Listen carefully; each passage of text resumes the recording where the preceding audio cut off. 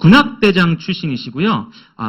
지금 선배 군악대 지휘자님의 후원으로 이 사업 시작하셨대요. 그리고 2000년도 5월 29일 날 사인하셨고 2001년도 5월 1일 날 한 1년 만에 SP 달성하셨고 그리고 2011년도 다이아몬드 핀을 달성하신 문평식 다이아몬드 리더님을 오늘 좋은 말씀 들으려고 모셨습니다. 다시 한번 큰 박수로 문평식 리더님을 이 자리로 모시겠습니다. 큰 박수 부탁드리겠습니다.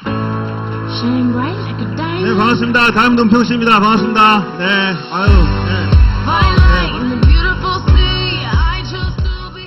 토요일 날 이 귀한 시간에 저를 여기 초대해 주셔서 너무 감사합니다. 어제 뭐 송도 오해 모셨던 분들은 또 제 아내 사업 설명을 듣고 막 사진도 찍으셨던데요, 보니까. 이렇게 사랑해 주셔서 감사합니다. 정말 이렇게 주지호 박경자 사장님 정말 저를 이렇게 기억해 주시고, 제가 다이아몬드 됐을 때 같이 미국에서 뵀었어요. 미국에서 같이 이렇게 예거 펑션 때 같이 이제 뵀던 기억이 나는데 정말 가슴 뜁니다. 그리고 이런 게 있잖아요. 이게 길을 만드신 분들의 저는 잘하는 게 조금 압니다. 우리 동네에 시골, 저도 경상도, 저기 시골에서, 진주 쪽에, 저기 우리 강사님도 뭐 그쪽 이사라고 들었는데, 저도 이제 시골에서 자라가지고, 이 길이 없는 데를 뚫는 걸 제가 잘 봤어요. 그러면 엄청 싸웁니다. 그 길을 하나 뚫는데, 차 겨우 한 대 지나갈 만한 그런 길이었거든요. 그 길을 뚫는데 굉장히 어려움이 많아요. 이 사람도 욕하고 저 사람도 욕하고 또 무덤 하나 있으면 그것도 돌아가야 되고, 그 길을 하나 뚫는 게 이렇게 어려운 거구나. 제가 이제 어릴 때 그런 이제 경험이 있었는데, 뭔가 일을 할 때 처음 이렇게 길을 뚫으시는 분들 수고를 제가 항상 그때 그 길을 만드는 걸 생각을 해보는데, 우리 주지호 박경재 사장님께서 이렇게 밤에 길을 이렇게 빵! 이렇게 뚫어주시는 그런 수고를 한번 생각하면 항상 이렇게 감사한 마음이 항상 있습니다. 이게 음악을 해도 예술을 해도 뭔가 창작하는 데는 굉장히 고뇌가 있거든요. 그냥 다른 사람 했던 거 이렇게 흉내내는 거 쉬워요. 히든싱어 보면은 원래 가수보다도 더 잘 부르죠. 그러니까 흉내내는 거 그만큼 쉽다는 거예요. 근데 처음 그 곡을 부르고 만들고 하는 거는요. 이만저만 어려운 게 아닙니다. 근데 우리 미술 작품을 사러 갔을 때도 이게 비싸게 사는 게 있어요. 저희 처남이 이제 그쪽에 일을 하니까 가보면은 수고가 많이 들어가 있는 것 같은 느낌이 드는 게 비싼 거더라고요. 근데 그거는 누가 봐도 느낄 수가 있어요. 이렇게 보면, 이건 많이 누가 사갈 것 같아. 보면은 거기에 많은 수고와 노력이 있거든요. 리더분들 이렇게 뵀을 때 그런 게 막 느껴지는 분들이 있어요. 그런 분들을 스폰서로 두고 있다면 굉장히 그건 복인 것 같아요. 물론 저도 복이지만 여기 계신 분들도 굉장히 큰 복인 것 같습니다. 저는 이제 저희 선배님부터 전달을 받아가지고 이 사업을 이제 시작을 하게 됐어요. 그때는 음악밖에 몰랐습니다. 음악. 매일 눈만 뜨면 음악만 생각을 하고. 왜 음악을 하게 됐냐 생각해 보니까 어릴 때 음악을 이제 노래를 할 때 사람들이 잘한다 칭찬해 주니까 저는 이제 칭찬해 주니까 그냥 좋아서 그냥 했나 봐요. 그리고 음악은 이제 나이가 들어도 계속 할 수 있고 특히 이제 지휘는 이제 치매가 잘 안 걸립니다. 나이 들어서 계속 할 수 있으니까 지휘자 중에 치매 걸리신 분 별로 없어요. 그래서 아마 했던 것 같습니다. 그때. 그래서 음악을 처음에 시작을 하고 보니까 음악에 맞는 라이프 스타일만 항상 생각하고 그렇게 살았었던 거죠. 그래서 다른 걸 하고 싶어도 물론 하고 싶은 마음이 별로 들진 않았지만 만약 한다고 했을 때 보면 의리라는 게 있잖아요. 첫사랑에 대한 의리. 어릴 때 만났던 그 음악으로 내가 인정받고 좋았던 그 첫사랑과 계속 사랑에 빠진 거 아닙니까? 음악을 계속 하는 게. 그래서 그걸 지켜야 되겠다 뭐 이런 느낌? 그런 느낌으로 계속 음악을 지켜왔던 것 같아요. 그럴 때 저 선배님부터 이제 전달을 받은 거죠. 결혼하고 첫 번째 이제 부임을 했는데 그때 제 전임자 하셨어요. 제 군악대에서 저는 이제 군악 지휘자로 계속 활동을 하고 있었는데 제 전임자께서 한 3개월 정도 저하고 이제 같이 이제 지휘자 활동을 해주셨는데 인수인계를 해주셨거든요. 그동안 친해졌는데 그분이 이제 육군사관학교 이제 군악대 지휘자로 가셨어요. 그분이 이제 저희한테 찾아와가지고 차 한잔 마시자 하고 오셨는데 아내를 들고 오신 거죠. 차 한잔 하자고 하셨는데 오자마자 계속 동그라미를 막 그리시더라고요. 이게 동그라미 그리시는데 저는 일단 제가 장점이 뭐냐면 귀가 얇습니다. 일단 제가 선배님 다 이걸 잘해요. 그래서 어른들이 저를 되게 좋아했었어요. 시킨 대로 하고 아주 부려먹기 좋아하기 때문에 저는 이걸 잘했기 때문에 또 인사도 잘하고 그러니까 어른이 이야기하는 거면 거의 뭐 다 그냥 하는 그런 성격이었으니까 그냥 선배님이 이야기할 때 일단 선배님이라는 말 자체에 일단 마음 열고 들었고요. 그 다음에 그냥 뭐 이런 게 있다 그러니까 한번 해보겠습니다. 그냥 아예 100만 명에 한 명 중에 저입니다. 그런 사람이 뭐 100만 명에 한 명이라고 하는데 그런 사람이 저였어요. 그냥 귀가 얇으니까 그냥 했어요. 제가 얼마나 귀가 얇은지는 아마 오임 때 몇 번을 제가 말씀을 드렸는데 집에서 직장까지 걸어서 한 15분? 예, 요동되는 거리에 이제 사는 때가 몇 번 있었는데 전 이제 이동을 자꾸 했었으니까. 그러면 퇴근할 때 되면은 장이 섭니다. 거기에 퇴근하는 사람들이 뭘 사가는 그런 구조가 돼 있으니까. 그러면은 지나갈 때마다 다 집이 필요한 것 같아요, 이거는. 그래가지고 막 이야기하면은 아, 예, 그렇죠. 줘보세요, 줘보세요. 이렇게 잘 집에 들어가면 한 보따리를 들고 집에 들어가죠. 그럼 아내는 뒤집어지는 거예요. 이제 확 뒤집어져가지고 뭐야! 이러면서 다시 들고 갑니다. 다 반품하고. 진짜 결정적인 건, 직접 좀 대박인 사건이 있었는데요. 차를 샀어요. 아토즈라고 예전에 좀 식빵차 같은 거 있잖아요. 그 차를 타고 5분이면 집에 가는 거잖아요. 그때도 제가 차문을 열고 막 이렇게 물어보는 거예요. 뭐 이렇게 물어보는데 어떤 분이 자동차 안에 내장하는 CD를 5장을 넣을 수 있는 뭐 이렇게 장착하는 그런 사업을 하시는가 봐요. 그분이 그래서 지나가길래 뭐 하시는 분이세요? 그랬더니 CD 장착한대요. 한번 장착해 보실래요? 그래서 예, 한번 해보세요. 그런 거예요. 장착을 하시더라고요. 그리고 그것과 동시에 이게 제가 철원에 살 때니까 겨울에 춥잖아요. 그럼 자동 시동 팍 걸리는 거 좋잖아요. 그러면 추울 때 시동도 바로 걸리고 아내가 좋아할 거야. 이렇게 생각을 하고 제가 그럼 그것도 한번 있어요? 그랬더니 그것도 있대요. 그래 그걸 한번 해보세요. 그래 했어요. 그러고 나서 장착을 다 했는데 별 마음에 안 드는 거예요. 막 울퉁불퉁하고 막 보기 안 좋아가지고 그냥 떼세요. 안 되겠네요. 아내가 안 좋을 것 같아요. 그랬더니 장착을 했으니까 안 된다는 거예요. 아니 그냥 한번 해볼까요? 그래서 해보라고 그런 건데 그랬더니 한번 장착한 걸 왜 어떻게 이걸 빼냐고 이러면서 막 굉장히 화를 내시더라고요. 그래가지고 그래서 그게 한 거의 100만 원 돈이었어요. 얼마나 말도 안 하잖아요. 그래서 그거를 70개월 할부를 해주겠다는 거예요. 할부는 소도 잡아먹는다면서요. 매달 얼마다는 이야기 듣고 뭐 그래 뭐 집에 갔죠. 아내에게 이거 겨울에 시동 걸기도 좋고 또 음악 듣기도 좋잖아. CD를 5장이나 들어가 막 이렇게 바꾸면은 정말 듣고 싶은 이야기 다 들을 수 있잖아요. 그랬더니 아내가 얼굴이 시퍼래지면서 막 파래졌다 갑자기 빨개졌다 왔다 갔다 하더니 당신 제정신이냐고 지금 당신 월급이 얼만데. 제가 그때 평달 월급이 40만 원이었어요. 그래가지고 아내가 나왔죠. 나와가지고 대판 싸우고 경찰서 전화하고 해가지고 그래서 반품은 안 된다고 그러더라고요. 내가 40만 원을 일단 다운시켜가지고 현금 방식을 해가지고 무슨 이야기냐면 제 귀가 그만큼 얇았다는 거예요. 근데 아메이에서 귀가 얇잖아요. 아무리 단점도 아메 오면 다 장점으로 바뀌어버려요. 그게 올바른 거라면.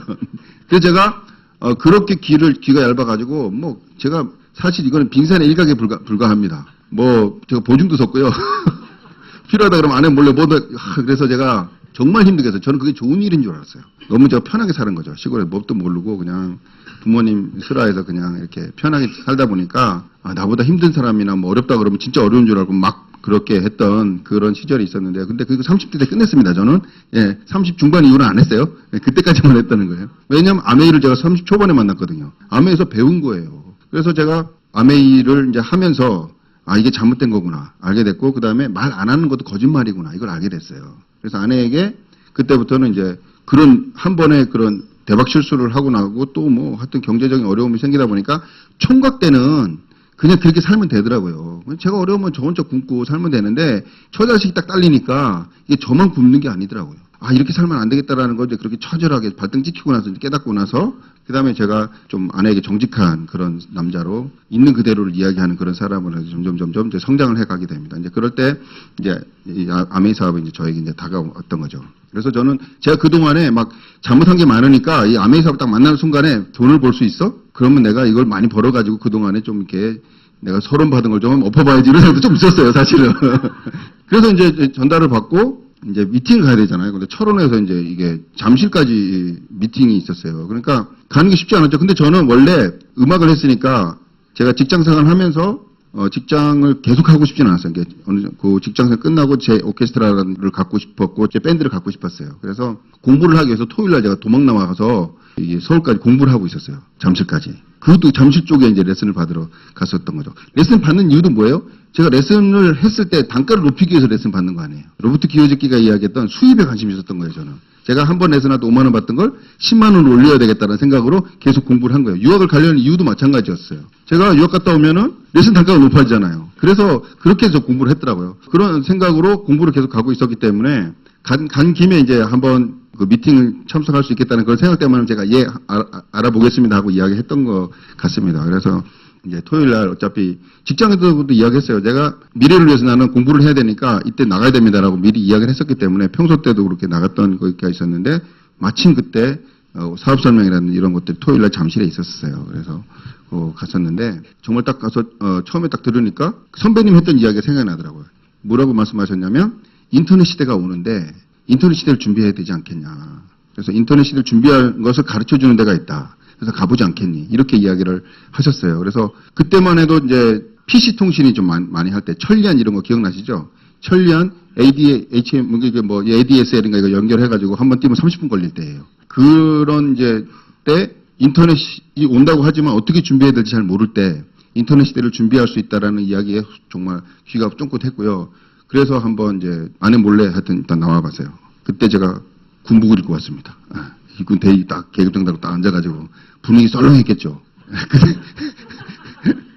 그만큼 제가 참 철도 없었고 뭘 세상을 좀 모를 때인가 봐요. 앉아가지고 듣는데 인터넷 시대가 이렇게 오는구나. 그러면 이렇게 준비해야 되겠네. 그런 이야기가 들었고 왜 인터넷 시대 때 닷컴 기업들이 망하고 있는지도 그때 듣게 됐고요. 그래서 미래가 이렇게 움직이면 이렇게 준비할 수 있겠구나 생각을 그때 했습니다. 그때 이제 그런 생각이 들었고 또 미래에는 인터넷을 통해서가 아니면 큰 돈을 벌 수 없다는 이야기도 그때 이제 알게 됐고 그러면 내가 가장으로서 이 사업을 한번 해봐야 되겠다 이런 생각을 했어요. 그래서 이제 그런 마음을 가지고 딱 집에 들어왔는데 아내는 이제 그때 첫애를 임신하고 있었거든요. 그러니까 남편이 들어오기로 한 시간에 들어온 게 아니라 늦게 들어왔잖아요. 난리가 나는 거죠, 이제. 뭐 하다 왔냐. 그래서 그 강의를 듣고 왔다 그랬더니 앞으로 가지 마라. 이제 아내는 이제 참고로 부산에서 이제 방송 활동도 하고 막 가야금 하면서 좀 잘 나갔어요. 곡도 좀 어릴 때부터 썼기 때문에 지금 한주희 그러면은 기독교 국악 찬양 무용하시는 분 무용음악으로 되게 유명해요. 웬만하면 다 그 음악 다 쓰셨을 거예요. 교회 부채춤 하시는 분은 다 뒤에 배경음악이 거의 한주희예요. 그래서 한 60살 넘은 줄 알아요. 그래서 한주희 그럼 안 믿어요. 저희 장모님 버지니아 계신데 버지니아 워싱턴 중앙장로교회에 계신데 거기서 음악을 들어보니까 딸 음악이라서 우리 딸이 음악이라 그랬더니 에이 왜 그런 이 음악이 얼마나 오래된 음악인데 딸 음악이냐고 뻥치냐고 그래가지고 원래 서울 안 가본 사람이 가본 사람 이기잖아요. 그래서 장모님 입담 예 하고 입담을 했대요. 그 정도로 이제 활동을 하다가 이제 철원에 건강이 좀 안 좋아가지고 제가 딱 이제 신혼살림 하면서 그러니까 저만 보고 사는 거 아니에요. 그러니까 제가 토요일 날 서울 갔다가 철원까지 늦게 오니까 막 화가 나는 거예요. 거기도 애기 임신하니까 또 왜 이렇게 아파요? 뭐 이렇게 주무를 때가 많아요. 예. 그래가지고 잠시 옆에 없으면 굉장히 힘들어하는 그런 상황이었어요. 그러니까 거의 뭐 방바닥만 긁고 있었나 봐요. 제가 없으면. 그러니까 거의 우울증 장렬이었던 것 같아요. 그때 저는 이제 아메 사업을 전달받았으니까 미팅 가야 되고 엄청 반대를 했습니다. 제가 집에 가면요 밤새도록 싸우는 거예요. 토요일날 미팅 갔다 오잖아요. 그럼 계속 싸우는 거죠. 그래서 저는 아침에 교회에 이제 가야 됐거든요. 그것도 주일학교 부장이었었어요. 근데 설교도 했었어야 돼요. 그러니까 밤새도록 싸우고 저는 교회 가고 아내는 자고. 예. 이거를 6개월 했어요. 6개월을. 6개월 동안 정말 열정적으로 반대를 했어요. 오염 들어보셨겠지만 한열정 합니다. 제 아내는. 그래가지고 이제 미팅을 가는 날이 딱 우린 패턴 있잖아요. 정해져 있으니까 뭐 딱 가는 날 이제 못 가게 하기 위해서 뭐 자동차 키 숨기는 그거는 뭐 이미 뭐 벌써 시작이 돼서 자동차로 이제 숨기면 못 갈 줄 알고 숨겼나 봐요. 근데 저는 가야 되잖아요. 우리 딱 처음 사업 시작하면 뭐가 원칙이에요? 미팅에 노미팅 노다이아몬드 뭐 이런 말 있잖아요. 그러니까 미팅을 못 가면 무조건 성공 못 한다는 그 생각 때문에 무조건 미팅 가야 돼. 그럼 자동차 키가 없어? 그러면 다른 사람 자동차 키를 갖고 와야 되겠군. 이렇게 생각을 하는 거예요. 그러니까 모든 게 초긍정 미팅에 포커스 맞춰지니까 방법을 다 찾아내는 거예요. 그래가지고 제가 한 번도 안 해본 옆집 차를 빌립니다. 그것도 스틱으로. 저는 면허증 딸 때만 스틱을 몰아봤지. 그 다음에는 그냥 오토, 예. 그래서 차는 그렇게 바뀌는 거예요. 저는 어디 가서 볼펜 한 자루 빌리는 것도 정말 못하거든요. 어디 가서 뭐 이렇게 길도 안 물어봐요, 저는. 예, 그 상대방이 패끼칠까봐. 그런 성격이거든요. 근데 제가 미팅을 가야 되겠다 딱 목표가 생기니까 다른 사람 차를 빌려가지고 갔다 오는 거예요. 근데 차를 빌린 날요, 비가 엄청 오는 거예요. 이거 가야 돼 말아야 돼. 근데 사고 나면 어떡하지 이런 생각이 안 들었어요. 그냥 미팅 가야 된다 이 생각밖에. 지금 생각하면 끔찍했어요. 몇 번 사고 나고 죽을 뻔했어요. 근데 미팅 가야 되는 생각 거기 꽂혀가지고 그런 게 하나도 문제가 안 되는 거예요. 어느 날은요 양복을 다 이렇게 숨기더라고요. 양복을. 그때는 몰랐는데 몇 년 뒤에 알았어요. 까만 봉지에 딱 담아가지고 냉동실에 딱 넣는 거예요. 어떻게 찾아요 그걸? 결혼할 때 양복 딱 2벌 있었는데 그거 숨기니까 우리 그때는 양복에 넥타이 메고 가야 되잖아요. 그래가지고 양복이 없어가지고 또 군복 입고 갔어요. 예. 그 미팅 가야 된다는 그 생각이 그렇게 바꿔놓더라고요. 아내는 이렇게 해봤는데도 저렇게 해봤는데도 안 되니까 엄청 좀 저는 근데 그때 그 제 모습이 정말 괜찮다고 생각이 들었어요.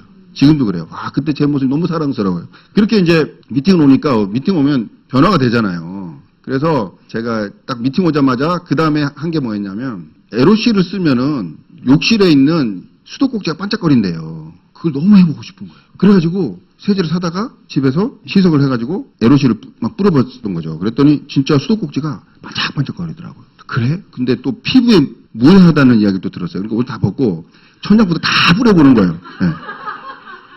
뚝뚝뚝뚝뚝 떨어지는 거죠. 이제 거기는 시커먼 물이 막 떨어지는데도 그 기분 좋더라고요. 그거 해보고 싶어가지고. 네.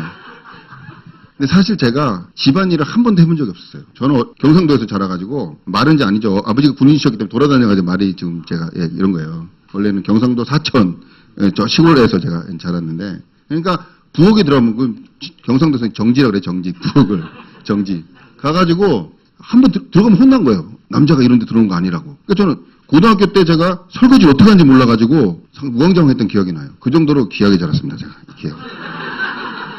그러니까 결혼하고 집에서는 집안일은 제 일이 아니에요. 이건 아내가 하는 일이지. 나는 다 돈 벌고 오면 돼. 내가 왜 집에서 집안일을 해야 돼? 집에는 편하기 싫은데. 이렇게 생각을 했었어요. 그러니까 아내는 6개월 만에 이혼하려고 그랬대요. 저하고. 이 남자가 결혼하기 전에는 그렇게 안 보이는데 잘해줄 것 같더니 결혼하고 실체를 보니까 아니다. 이런 생각을 하면서 굉장히 6개월 만에 이혼하자 그러더라고요. 그래서 왜 그러나 막 괴로웠는데 그래서 제가 이제 그렇게 청소를 막 하는 모습을 보니까 아내가 집안일을 안 하던 사람이. 그래서 제가 화장실에서 청소를 딱 하고 빨갛게 딱 나왔어요. 근데 딱 보니까 형광등이 딱 보이는 거예요. 형광등. 형광등이 새카맣게 그 뿌리고 싶은 거예요. 그게. 그래서 또 의자를 딱 갖다 놓고 딱 올라가서 형광등 쫙쫙 뿌렸어요. 진짜 잘 지워지더라고요. 뿌린 데와 안 뿌린 데 색깔 차이가 확 나요. 제가 닦고 뿌렸거든요. 닦았는데 뿌린 데는 하얘지고 안 뿌린 데는 시커매지고 이게 너무너무 차이 나가지고 막 감탄하고 막 이렇게 있었던 거죠. 근데 그때 아내가 앞에서 본 거예요. 이 남자가 이상해졌다. 한 번도 집안일 안 했던 사람이. 저는 몰랐죠. 아내가 그때 마음이 조금 움직였다고 하더라고요. 아메 미팅 갔다 오더니 인간이 됐네? 그래서 제가 근데 그때 아내가 이렇게 하는 모습을 보긴 봤거든요. 왜 그런지는 모르고 이렇게 쳐다보고 있더라고요. 그래서 아내한테 그랬죠. 좀 좋아하는 것 같아가지고 제가 그때 한마디 했어요. 앞으로 화장 청소는 내가 할게. 근데 그 말을 괜히 했어요. 지금도 하고 있잖아요. 지금도. 어쨌든 미팅 와서 제가 바뀐 거예요. 저는 굉장히 남성 어떤 그런 중심적인 그런 사고를 가지고 있었고 저희 아버지도 군인이셨기 때문에 뭐 여자들이 이런 생각이 사실 있었어요. 표현은 안 했지만 말로는 안 했지만 속으로는 뭘 남자들 알아서 하는 거예요. 저는 아들한테도 그래요. 여자는 무조건 보호받아야 돼. 왜? 아기를 낳아야 되니까.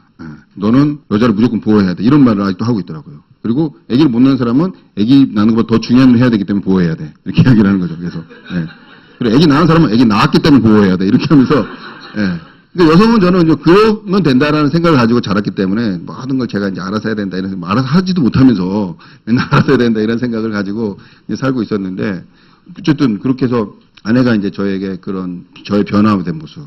그때부터 좀 이 미팅에 나와가지고 여성에 대해서 다시 생각한 것 같아요.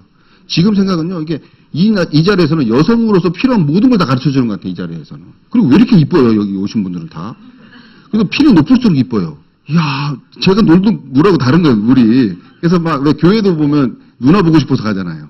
날 예뻐해주는 누나들 보고 싶어. 성당도 그렇지 않으세요? 저만 그랬구나, 죄송합니다. 저도 이제 아내한테 사업하자는 말을 하고 싶었지만 그게 자존심상 아까 말씀드렸지만 남자 자존심상 말을 못했어요. 근데 항상 무슨 말을 했냐면 미팅 가면 재밌다는 이야기를 했어요. 왜냐면 제 아내가 지금 성격 유형 혹시 아시나요? DISC 혹시 아시죠? I타입에 가까워요. 그러니까 저는 그때 I타입을 몰랐을 때인데도 아내가 재밌는 걸 좋아하니까 저는 미팅 갔다 오면 무조건 재밌다. 인상 속에 있을 수 없잖아요. 그냥 무조건 잘 되고 있다? 재밌다. 이야기를 집에 가면 항상 미팅 어땠어? 재밌었어.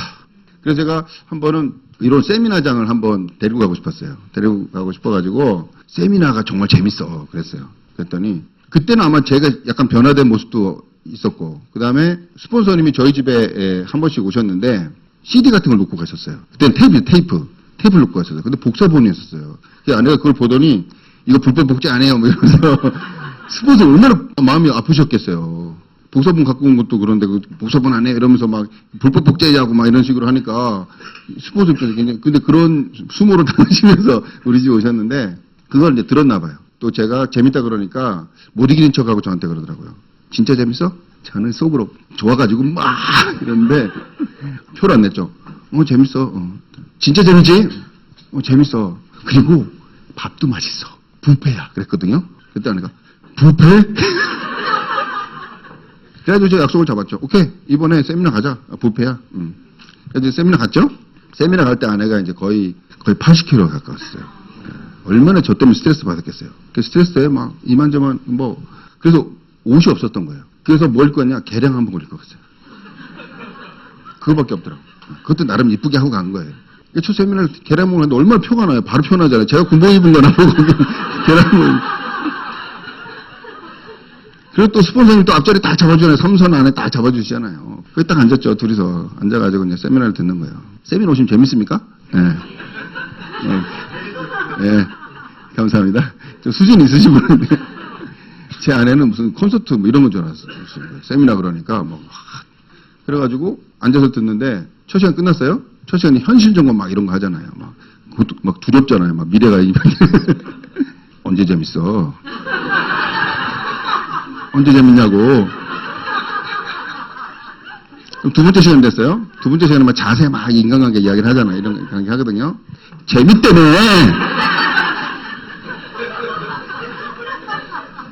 그래서 점심시간 끝나면 식사 끝나고 재밌다 그랬어요. 그랬더니 식사 시간이야? 알았어. 그래 밥 먹으러 갔거든요. 뷔페라며. 근데 그날따라요 식탁이 뭘로 나왔냐면은 빨간 식탁이네. 빨간 식판이 나왔어. 빨간 식판. 그 예비군 올라가면 주는 그 빨간 식판 있잖아요. 왜 그날따라 또 그게 나와야지 모르겠어요. 뷔페 맞잖아요. 이렇게 떠서 다 마음대로 먹는 거 마음대로 떠서 먹는 뷔페잖아요. 아내는 그 뷔페를 호텔 뷔페 이렇게 생각하는 거예요. 세미나니까. 그날 하여튼 그날 제가 결혼 전에 맞았던 건 그날 다 맞았던 거예요. 어쨌든 식사 했어요. 끝나고 이제 식사 끝나고 재밌다 그랬잖아요. 그 다음에 식사 끝나고 무슨 시간이냐면요. 고급 강의 시간이었어요. 점끝 숫자만 계속 이야기하는데 아내가 수학을 정말 싫어하거든요. 그날 저는 순교하는 줄 알았습니다. 그래가지고 세 번째 시간 끝날 때까지 정말 좀 고통스러웠어요. 앉아있는데. 와. 근데 나름 듣긴 듣더라고요. 이렇게 듣는데. 그래서 세 번째 시간 끝나고 나 집에 갈래? 뭐야 이게. 당신 재밌다 그러더니. 근데 마지막이 재밌어. 그래서 제가 마지막이 재밌어. 마지막 시간에 이제 저같이 이렇게 게스트가 이제 여기 첫 시간이지만 그때는 이제 마지막 시간으로 게스트가 나왔는데 근데 그때 잘생긴 남자가 나온 거예요. 그게 누구냐면 박영선 사장님이었어요. 일단 잘생겼으니까 먹고 들어가는 거예요. 그러더니 별 말이 없더라고요. 그래서 좀 이따가 이제 봉사활동한 집안에서 이렇게 집 장애인부들 이렇게 돕는 그런 이야기들 막 하는데 너무 감동적인 그런 내용들이 막 이제 말씀을 하고 있으니까 아내가 갑자기 표정이 진지해지더니 갑자기 뚝뚝뚝 소리 나는 거예요. 눈물이 뚝뚝뚝 떨어지는 거예요.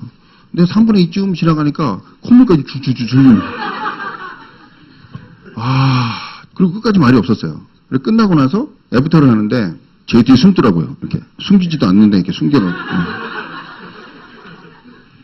근데 어쨌든 한마디를 하려고 하니까 이제 한마디를 했는데 뭐라고 했냐면 저는 아메이가 빨간색이고 제 꿈은 파란색이어서 정말 안 맞는 줄 알았습니다. 근데 여기 와서 들어보니까 뭔가 빨간 그 아메이와 파란 저의 꿈이 하나로 이렇게 오버랩되는 걸 느끼면서 영롱한 바이올렛 색깔로 변하는 걸 봤습니다. 이런 멋진 이야기를 하는 거예요. 저는 그때 이게 진실일까? 그런 생각을 했어요. 근데 그 다음 날이 됐어요. 집에 갔죠. 집에 갈 때까지 정말 별말이 없었어요. 저는 완전 혼날 줄 알았는데 전혀 그렇지 않았고 집에 가서 그 다음 날이 됐어요. 그 다음 날 프리워시 7개를 주문 받아오더라고요. 와, 사람이 그렇게 변할 수가 있습니까? 하루 만에? 어제까지만 해도 반대를 하고 막 뜯어 말리는 사람이 하루 만에 프리워시 7개를 주문 받아오는 그게 세미나의 힘이더라고요. 그때 안에는 결단을 한 거예요. 물론 그 전부터 스폰서님의 그런 어떤 테이블을 통해서 약간의 변화가 있었고, 또 저의 또 그런 무식한 그런 삶에서 좀 유식한 사람으로 이게 바뀌는 그런 것도 있었겠지만, 이런 이 미팅의 힘이 그런 어마어마한 그런 힘이 있었습니다. 그래서 그때부터 시작을 해서 그게 이제 2001년도 2월달 세미나였거든요. 그래서 5월 1일자로 SP를 갑니다, 저희가. 3개월 만에 SP를 갑니다. 제가 할 때는 칙칙만 뿌리고 맨날 사람들 막 으쌰으쌰 막 그랬었는데 아내가 딱 동참하면서 그런 제품이 왔다 갔다 하게 되면서 SP를 가게 됐죠. 근데 그 변화되었던 계기 중에 하나가 생각이 나는데 저희 그 스폰서님이 태능에서 이제 철원까지 화요일 저녁마다 한 번씩 오셨어요. 올 때마다 필요한 거 없느냐고 이제 이야기를 하면은 굳이 우리가 택배를 시켜도 되는데 그때는 택배 일주일 넘게 걸릴 때잖아요. 그러니까 스폰서님 올 때 가지고 오겠다 이렇게 이야기를 하신 거예요. 그래서 저희는 그럼 그렇게 하시라고 그렇게 하고 필요한 걸 이제 주문을 하게 됐는데 물론 저희가 원래 필요한 게 있으면은 구리까지 나와가지고 구리에 옛날 마그넷이라고 있었어요. 그 마그넷에서 제품을 사가면 그렇게 쇼핑을 했었으니까 나오는 것도 낙이었긴 했는데 어쨌든 뭐 괜찮은 제품을 쓰고 싶어서 시골에 있는 거 안 쓰고 싶더라고요. 그런데 아메이텍 이제 제품을 이제 갖다 준다고 하니까 고마워서 그렇게 이제 부탁을 드렸는데 한 번은 화요일 오신다고 했는데 월요일 저녁에 DC 드랍스가 딱 떨어진 거예요. 아, 이거 말을 안 했잖아요. 그러면 다른 폼폼을 써야 되는데 이제 DC 드랍스가 좋은 줄 알았으니까 이거를 안 쓸 수가 없어서 일단 전화를 해본 거죠. 아, DC 드랍스가 떨어졌는데 혹시 다녀오셨죠? 그랬더니 아, 다녀왔다는 거예요. 그때는 이제 태능에서 잠실 그 성내까지 가서 이제 제품을 사오셔가지고 저한테 이제 그 동서울 터미널에서 버스를 타고 이제 오는 그런 식으로 후원을 해주셨는데 갔다 왔다고 하시더라고요. 그래서 아, 알겠습니다 하고 이제 폼폼을 사려고 생각을 했는데요. 일단은 폼폼 사지 말고 기다리래요. 근데 그 다음날 오셨는데 그 들고 왔더라고요, 그걸.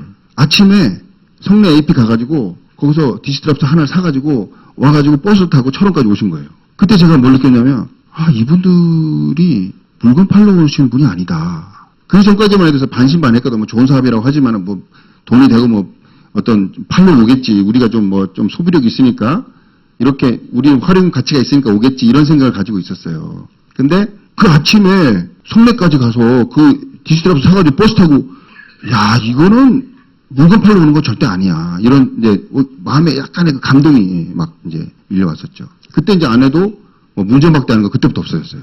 그전에는 막 임신했으니까 집이 집주분하면 안 들여보내고 싶잖아요. 그럼 스폰서님 오셨다가 이제 문 안 열어주니까 그때 제 사무실 와가지고 앉았다가 이제 아이고 문 안 열어준다고 투덜투덜 이제 가셨던 그런 기억이 나는데 그 이후로는 이제 집에 오는 것에 대해서는 큰 이제 불편함이 없었던 것 같아요. 미리 이제 준비를 해가지고 들어오실 수 있도록 그렇게 하는 그런 자세가 이제 바뀌었던 기억이 나는데 그 전에는 스폰서님 오시면요, 스폰서님 저하고 앉아 있으면요, 아내는요 애 데리고 들어가서 이제 애 낳고 나서는 이제 방에 들어가서 자고 저 스폰서 둘이서 앉아 이야기하고 이런 상황이 많이 있었거든요. 근데 그 일 이후에는 그런 자세가 없더라고요. 정말 같이 앉아서 있었는데 물론 그때 저는 미키마우스 잠옷을 입고 있었고 아내는 미미 잠옷을 입고 앉아 있었습니다만은 예, 그렇게 해서 있었습니다.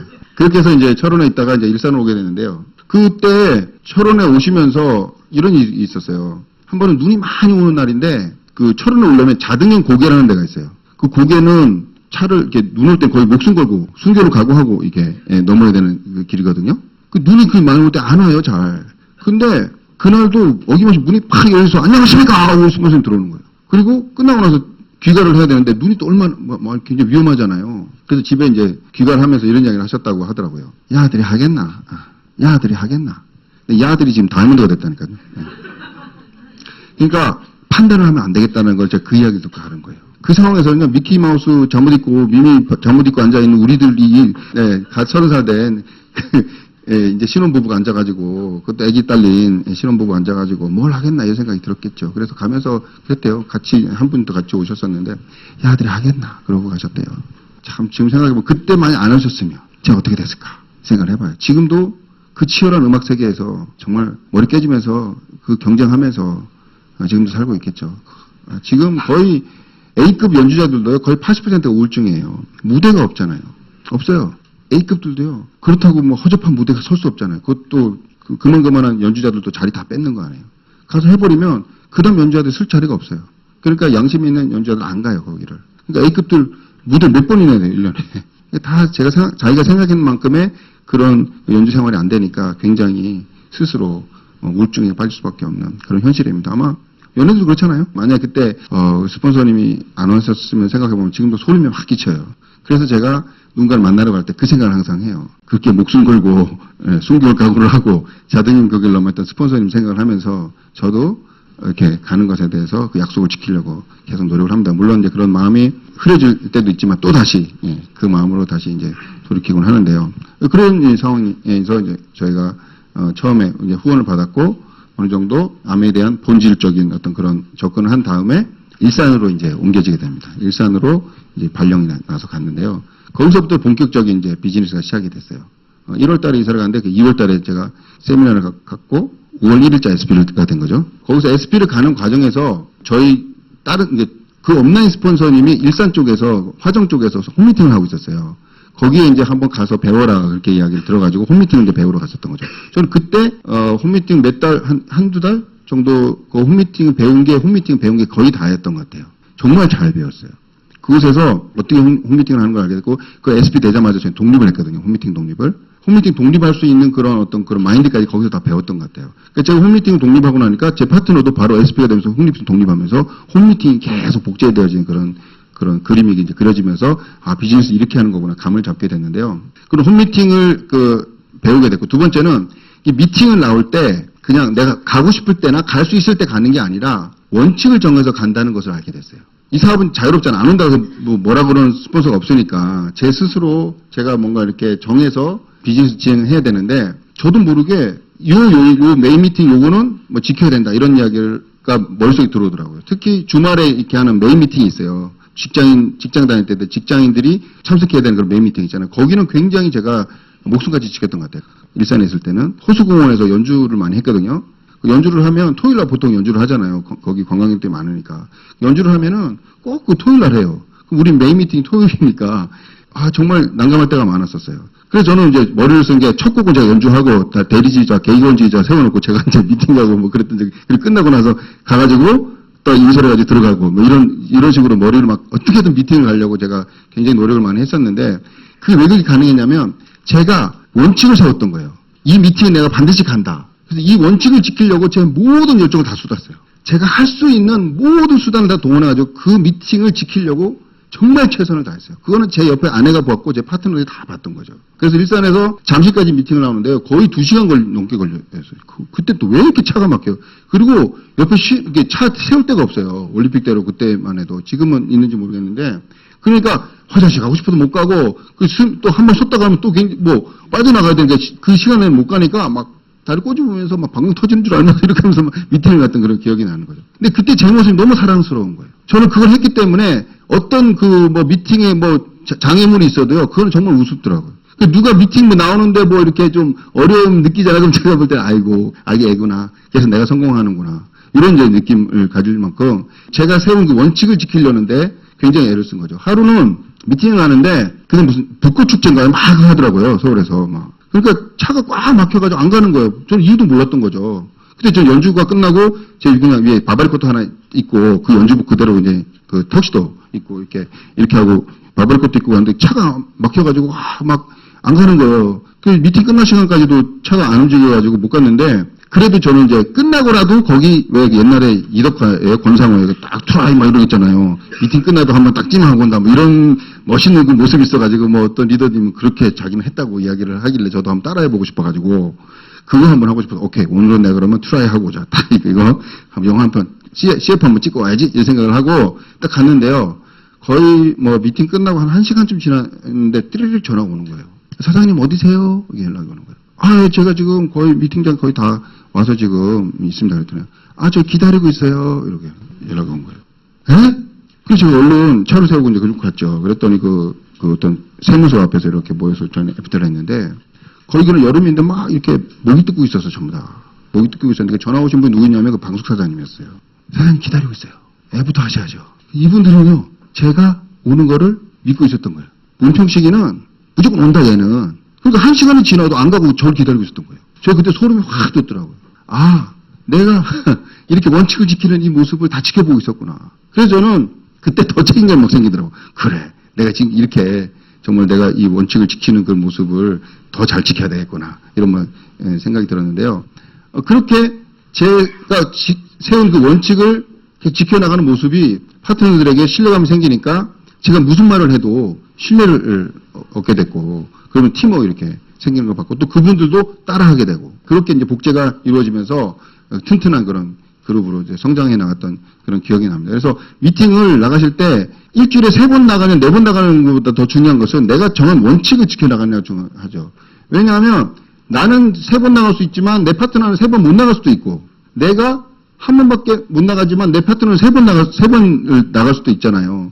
그러면 똑같이 3번 나오라는 건 제가 볼 때는 조금 행동을 통일시키는 굉장히 어려움이 있어요. 근데 원칙을 지키고자 하는 그 사고, 그 생각은 저는 복제시킬 수 있고 그거를 통일될 수 있다고 봤던 거죠. 그래서 일주일에 한 번이든 2번이든 원칙을 정하고 그 지키는 그 모습을 파트너들이 봤을 때는 그분이 3번을 원칙을 정했다. 그럼 그 3번을 지킬 것이다라는 그런 그 믿음이 생겼고, 그게 실제로 그룹에서 원칙처럼 이렇게 복제가 되면서 굉장히 미팅이 탄탄해진 거죠. 사실 한 사람이 자리를 지키는 게 굉장히 중요합니다. 그래서 우리 뭐 건물을 짓는 것도 아니고 뭘 하는 것도 아니고 사람끼리 네트워크를 짜고 이렇게 팀을 짜는 건데, 내가 자리를 지키는 게 건물 짓는 것보다 훨씬 더 강력하고, 그래서 유대인들은 건물이 없잖아요. 그분들은 부동산도 안 한대요. 물론 은행지구 이렇게 있지만, 근데 그분들은 2000년이 지나도 지금도 계속 존재하고 있죠. 나라도 없이. 이스라엘 사는 유대인들보다 뉴욕에 사는 유대인들이 훨씬 많대. 이스라엘에 있는 돈보다 뉴욕에 있는 돈이 훨씬 많다는 거예요. 그리고 뭔 일 터지면 다 도와주잖아요. 그런 걸 봤을 때 우리는 사람 사업이잖아요. 우리가 어떤 뭐 이렇게 건물을 만들거나 이런 게 사실은 우리는 없으니까 마치 그와 같이 사람을 이렇게 빌딩해 나가는 건데, 내가 그 자리를 안 지키면 그건 어떻게 보면 하나 빵꾸가 나는 거잖아요. 저는 그런 이제 생각이 들어서 그런 사고가 좀 이렇게 전달됐으면 좋겠다는 생각으로 계속, 그걸 사실 말한다고 듣는 게 아니잖아요. 몸으로 보여야지, 몸으로. 우리 애들도 제 말을 안 들어요. 저도 우리 아버지 말 안 들었어요. 아버지 하는 행동을 제가 그대로 하고 있더라고요. 제 아들도 제가 하는 행동을 따라 하겠다고 생각이 드는 거죠. 마찬가지로 파트너분들하고도 제가 백날 해봐야 그건 네 생각이고 너 입장에서는 그렇게 수익밖에 없겠지. 너도 내 입장 대봐. 이렇게 생각할 것 같아서, 물론 저한테 그렇게 얘기하신 분은 없어요. 근데 그래서 저도 이게 말로 할 게 아니라 행동으로 보여야 되겠다. 제가 할 수 있는 최선은 내가 세운 원칙을 정말 부득이한 경우를 빼놓고는 지켜나가는 것. 그게 저의 사업의 어떤 가장 큰 핵심 포인트가 아니었나 그런 생각이 듭니다. 그래서 그렇게 해서 이제 일선에서 뭐 어느 정도 갔고, 그 다음에 제가 사파이어쯤 됐을 때까지 굉장히 많은 시간을 정체를 했어요. 파운더스 플래티넘에서. 그때는 왜 그랬냐면 그런 원칙을 가지고 열심히 했음에도 불구하고 스폰서와의 밀착이 안 됐던 것 같아요. 내가 좀 알아서 할 수 있습니다. 이런 생각 때문에 저의 상황에 대해서 적나라하게 정직하게 오픈을 못했던 것 같아요. 그냥 좀 알아서 하겠습니다라는 그런 생각 때문에 좀 잘한 걸 보여주고 싶었고, 오픈을 못하다 보니까 이게 한 해가 후딱 지나가요. 그냥 왜 이렇게 빨리 지나가요, 한 해가? 그렇게 해서 파운더스 플래티넘이 되고, 제가 세 그룹을 독립을 시키면서 파운더스가 됐는데도 불구하고 그 다음에 파트너 성장을 못 시켰던 거예요. 왜냐하면 아까 말씀드렸던 것처럼 스폰서와의 어떤 그 정직한 그런 상담, 그런 밀착이 좀 부족했던 걸로 이제 기억을 합니다. 그래서 리더십 강의 들어보니까 다 그게 원인이라는 것을 알게 되면서 이제 막 고민하고 있을 때 저희 업라인 이원 김혜사님이 저희 업라인이시거든요. 전화가 와요. 토요일 아침인데 전화가 와가지고 지금 카페에 앉아 있는데 나오실 수 있냐고.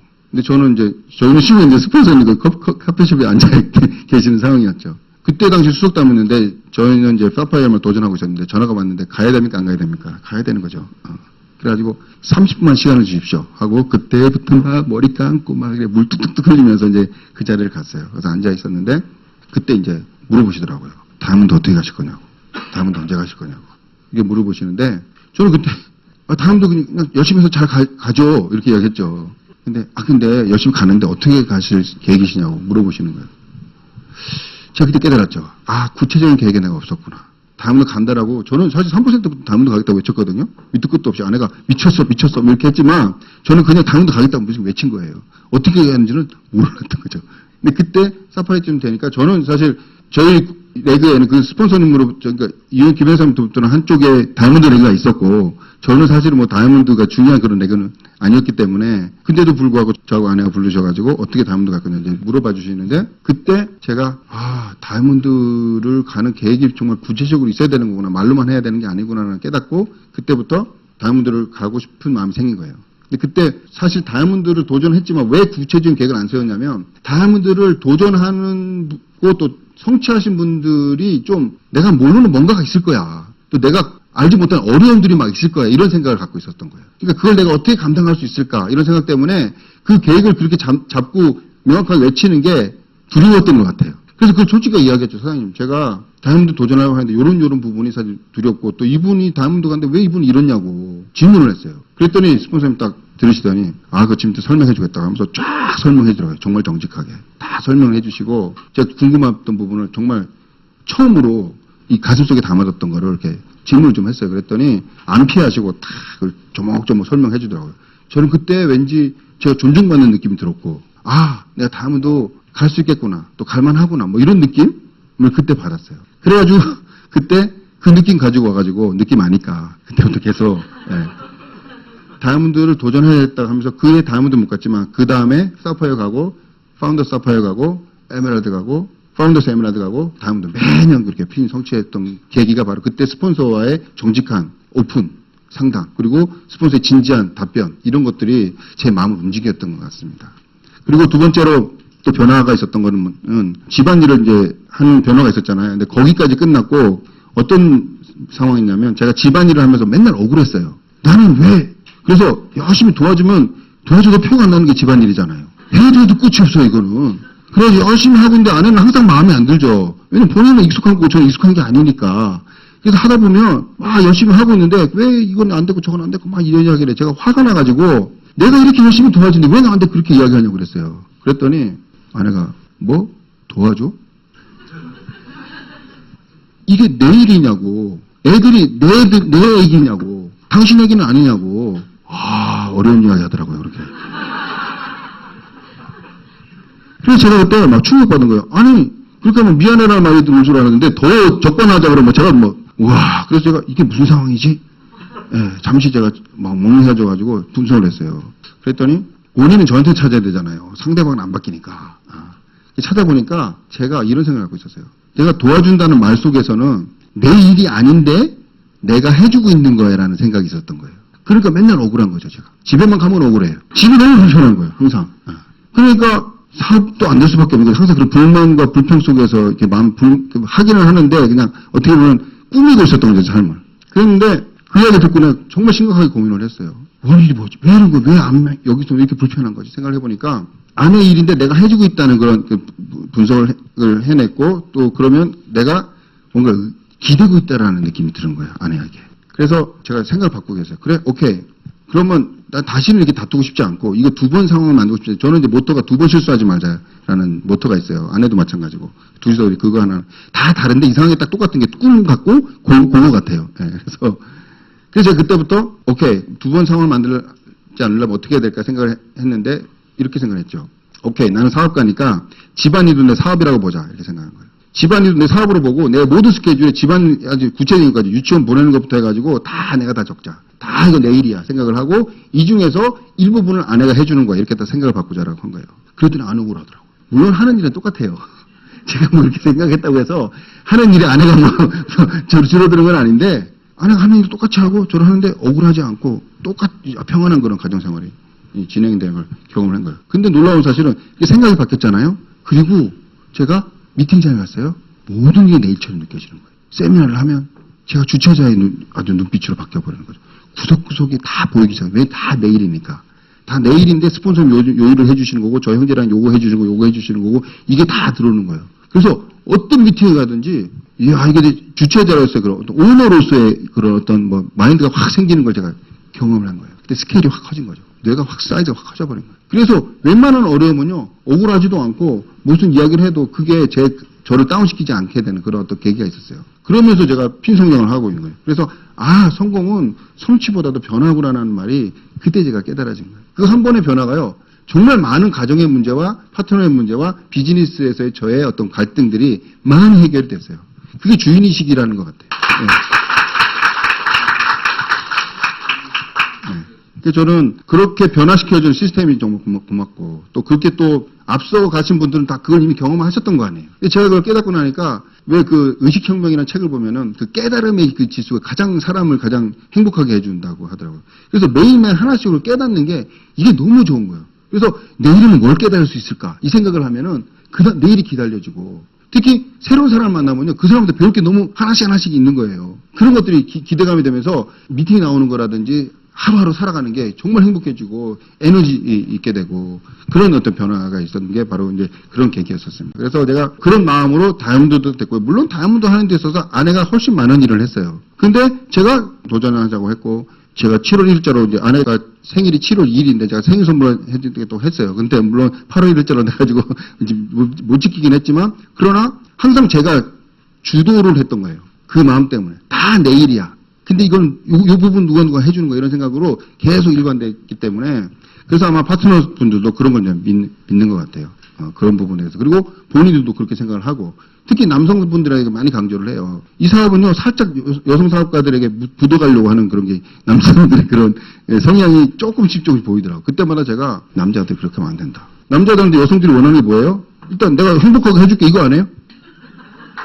그죠? 이거요. 못해줘도 그 다음 수습을 어떻게 할지 모르겠어. 그러나 일단 행복하게 해줄게. 이거 안 해. 내가 너 책임져줄게. 나만 믿고 따라와. 이거 안 해요, 이거? 저는 그렇게 한 거예요, 그렇게. 물론, 뭐 어떻게 대책은 없어요. 근데, 내가 다음부터 보내줄게. 그랬더니 아내가 말이 바뀌었어요. 어떻게 바뀌었냐면, 그전에는 제 아내는 정말 분석이 정말 뛰어나요. 현실적인 이야기. 10분 이야기 듣고 저한테 3시간 이야기 해주는데 너무 재밌어요. 그거를 막 입체적으로 서라운드로 막 이래가지고 약 다각도로 막 이야기를 해주잖아요. 너무너무 재밌어요. 그러니까 반대로 부정적으로 들으면 어떻게 되겠어요? 사람을 비판하는데 굉장히 대단해요. 그래서 제 팔이 짧은 거 맞아요. 제 팔 짧고 다리 짧아요. 얼굴 크잖아요. 눈 작고. 이런 이야기는 하나도 도움이 안 돼요, 저한테. 근데 제가 어떤 그런 사고의 변화고 약간의 그 변화가 있으니까 아내가 감을 잡았는지 저한테 맨날 만나면 잘한대요.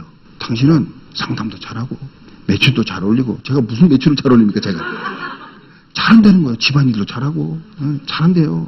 근데 진짜 잘하는 줄 아는 거예요 제가. 그걸 믿음의 말이라고 그러더라고요. 믿음의 말.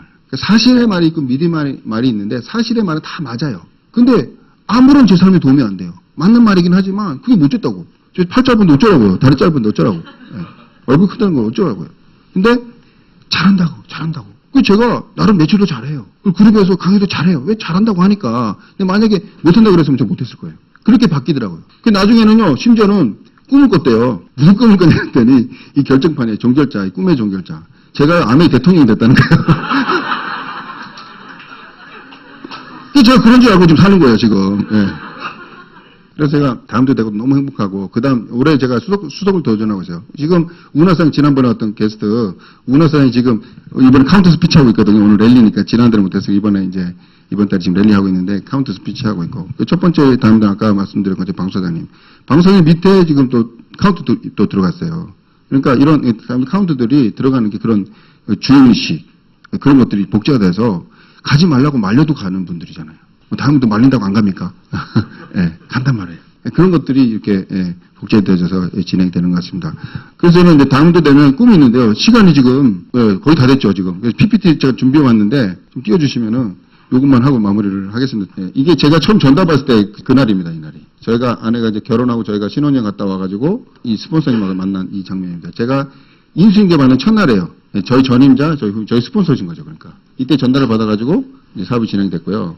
요게 이제 저희 스폰서님이 30년 마치시고 이제 마지막 연주하는 그날이에요. 지금 이게 16년이 지난 사진이죠. 육군사관학교에서 이제 전역을 하셨는데 저희 선배님과 지금은 거의 뭐 무슨 일이 있어도 제 편을 들어주십니다. 직장 다닐 때부터 그랬어요. 내가 누구 편 들면 네 편 들지. 내가 누구 편 들면 네 편 들겠지. 그 말이요. 평생 제 가슴속에 남아있고요. 저도 마찬가지예요. 무슨 일이 생겨보세요. 제가 선배님 편 들지. 이런 관계예요. 이미 아미 사업 전부터 그런 관계였는데 아미 사업 해서 더 돈독해진 것 같습니다. 그래서 이런 한 명이 있다면 저는 행복한 것 같아요. 무슨 일이 있어도 편들어요. 리치와 제이도 그런 관계 아닙니까? 무슨 일이 있어도 둘이 편드는 거 아니에요. 누구도 못 끼어드는 그런 정말 강력한 그런 관계. 그런 걸 만드는 게 저는 이 사업의 행복인 것 같고요. 이 장면은 그때 제가 미국 가가지고 덱스터 펑션 때 가서 저는 처음 전달받고 이런 꿈을 꿨어요. 다음도 되면은 미국 가가지고 한 3만 명을 확 이렇게 세운다는 거예요. 그 자존심상한 미국 사람들 이렇게 해서 기립박수를 받는다는 거예요. 저 대한민국 남자로서 그거 하고 싶더라고요, 저도. 나도 가서 미국 사람들 한번 확 일으켜보고 싶다라는 그런 꿈이 생겨가지고 다음되면 해야지 했는데 진짜 다음도 가지고 갔더니 이때 한 15,000명 정도 모였었거든요. 진짜 기립박수 막 쳐주는 거예요. 뭐 김연아만 애국합니까? 저도 애국합니다. 그때 애국하실 수 있는 거예요. 대한민국 막 우리 애국가 퍼지고 그러잖아요. 그 다음에 이제 저희 파트너가 다이아몬드 대에서 가서 또 똑같이, 거기는 애리조나 한 2만 명 모였던 펑션이었던 것 같은데요. 거기서 스피치를 했던 장면이고. 이거는 제가 이제 처음 시작할 때 어머니와 유럽 여행 가겠다는 꿈이 있었어요. 근데 이렇게 해외여행 가기가 쉬워지는 시대가 돼버린 거죠. 그래서 어머니와 함께 아들과 둘이서, 모든 엄마들은 아들을 독점하고 싶어 합니다.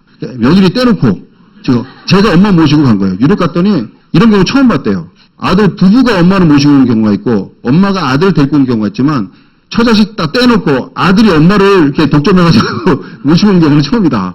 그래서 제가 상당히, 근데 중요한 거는요, 저보다도 며느리가 누구냐를 왜 자꾸 물어보는 거예요? 며느리가 누구냐고. 이걸 물어보는데 상당히 당황스러웠지만 기분은 좋았습니다. 어쨌든.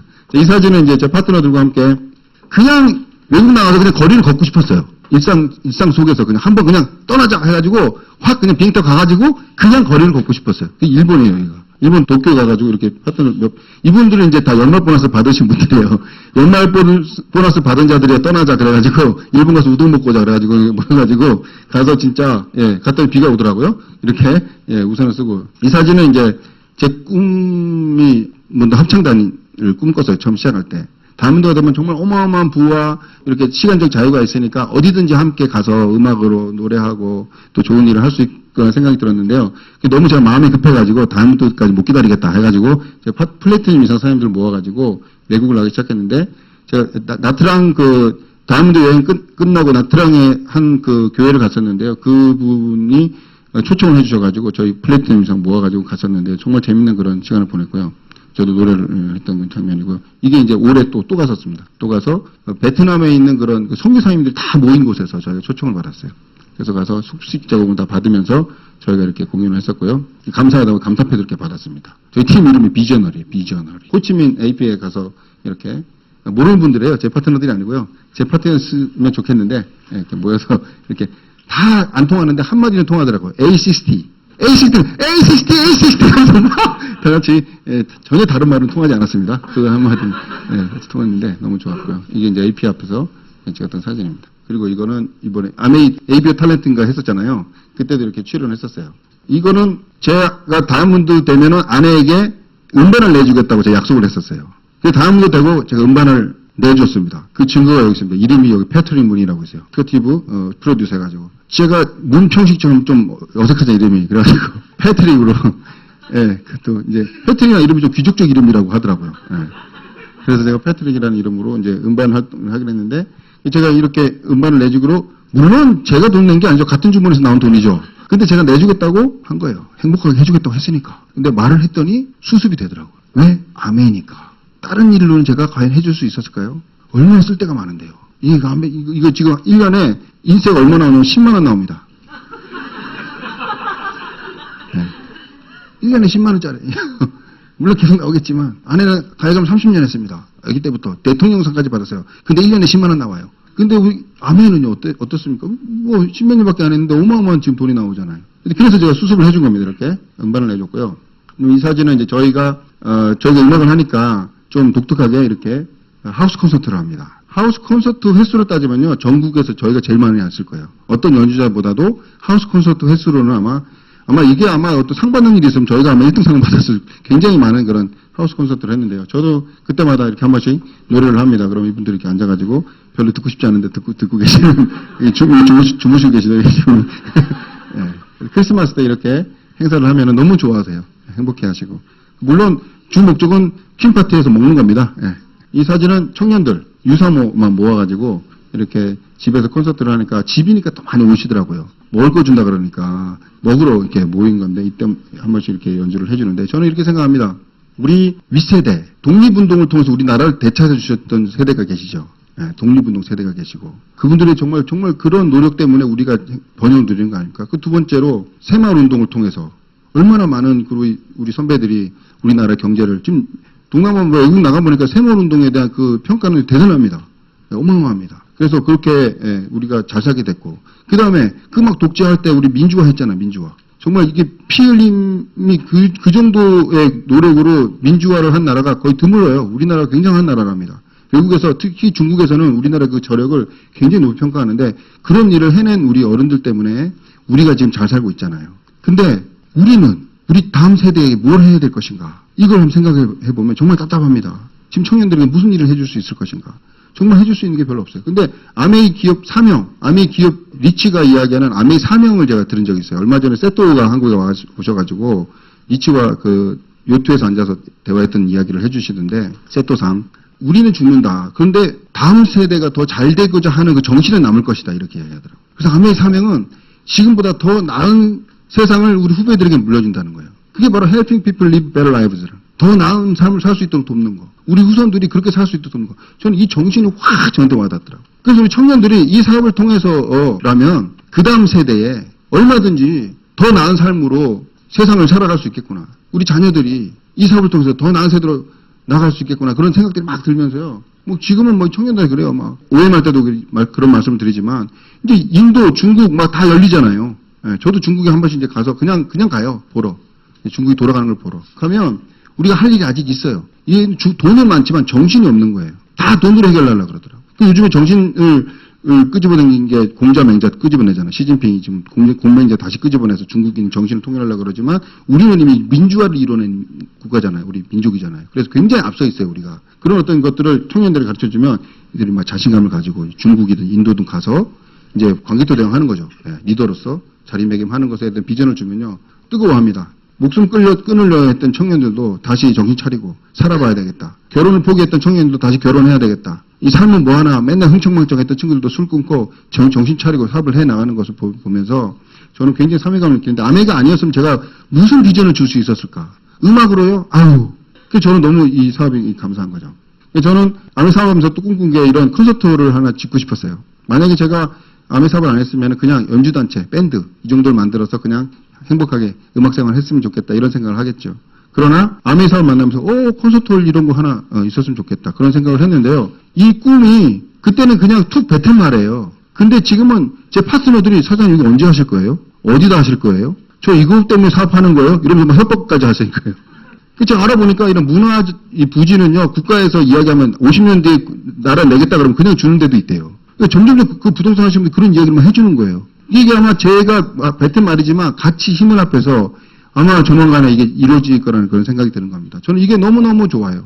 그래서 이런 꿈들이 아내가 아니었으면 과연 내가 생각할 수 있었을까? 제가 안 되면 제 아들이 하겠죠. 맨날 들으니까. 그래서 저는 이런 걸 보면서 아내가 저에게 주는 가치? 이거는 뭐 밤새도록 이야기해도 정말 지나치지 않을 수 있는 너무너무한 스토리들이 막 있습니다. 제가 왜 이 말씀 드리냐면 각자가 꾸는 꿈이 있을 거예요. 각자 이 사람을 만났을 때 막 날 설레게 이 자리까지 이끌어준 그런 어떤 나의 꿈이 있을 거란 말이죠. 그게 내가 그냥 까먹거나 무시해버리고 그냥 땅에 묻혀져 버리는 거예요. 근데 아내 사업은요, 그걸 이렇게 세워줘요.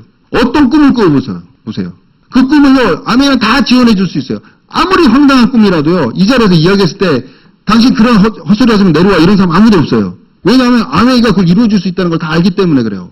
예를 들어서, 남북 통일하겠다 그러보세요. 그러면 언제 할 건데요? 비용이 얼마나 들 거라고 계산하십니까? 이렇게 이야기를 합니다.